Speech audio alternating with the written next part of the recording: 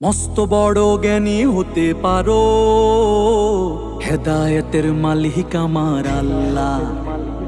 ধন দৌলত হতে পারে তোর বড়, হেদায়েতের মালিক আমার আল্লাহ।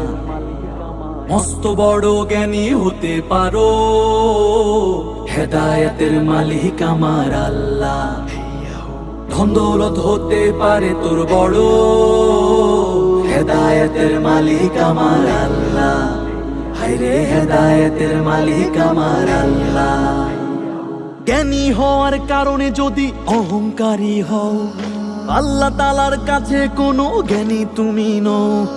ইবলিসেরই কাছে ছিল জ্ঞানেরও ভান্ডার, লানতেরও তখ্ত গলায় দিল অহংকার।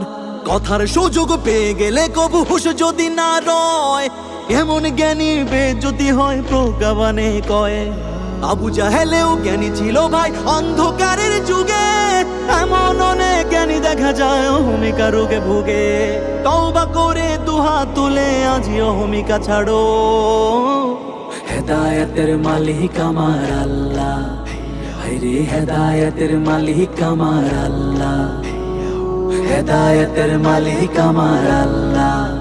হায়রে হেদায়েতের মালিক আমার আল্লাহ। খোদা হতে চেয়েছিল নমরুদ ও ফিরআউন, ছোট্ট মশায় আর সাগরে ডুবলো রে করুন। সাদ্দাতে স্বর্গ বানিয়ে উঠার খায়েশ করে, এক পা দিতেই আজরাইলের সাক্ষাতে সে মরে। অহমিকায় ভরপুর ছিল ফিরআউনের মন, খোদার হাবিব মুসার চরে কাঁপলো সে ভীষণ। অহম আমার খোদার চাদর করলে টানা টানি, তিন দুনিয়ায় অহংকারীর হয় রে মানের হানি। নিজকে নিজেই বড় ভাবার পাগলামিটা ছাড়ো, হেদায়েতের মালিক আমার আল্লাহ। হায়রে হেদায়েতের মালিক আমার আল্লাহ, হেদায়েতের মালিক আমার আল্লাহ। হায়রে হেদায়েতের মালিক আমার আল্লাহ। ছোটর প্রতি যার হৃদয়ে নাই রে স্নেহ প্রীতি, অগ্রজেরে মান্য করার নাই যে জনের নীতি। আমার নবী বলেন সেজন উম্মত আমার না, ভুল যে করুক শুদ্ধ করো লজ্জা দিও না। ভীষণ মায়ায় আল্লাহ বানায় মানুষ সৃষ্টি সেরা, দোষ না খুঁজে পথ দেখিয়ে যায় জ্ঞানী লোকেরা। আল্লাহ মানো রাসূল মানো পাড়াও তোমার ঈমান, সত্য মানো মিথ্যা ছাড়ো ধরো হকের বিধান। জানার চেয়ে মানার মাথা সবাই আঁকড়ে ধরো, হেদায়েতের মালিক আমার আল্লাহ। হায়রে হেদায়েতের মালিক আমার আল্লাহ।